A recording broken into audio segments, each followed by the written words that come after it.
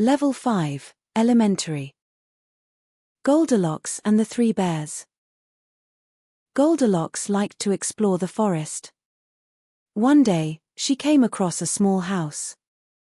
She knocked, but no one was there. So she went inside. On the table were 3 bowls of porridge. She tried the first one, it was too hot. She tried the second one, it was too cold. The third was just right, so she ate it all. After that, she saw 3 chairs. The first was too big. The second was too small. The third was just right, but it broke when she sat on it. Then she went upstairs. There were 3 beds. The first was too hard. The second too soft. And the third was just right.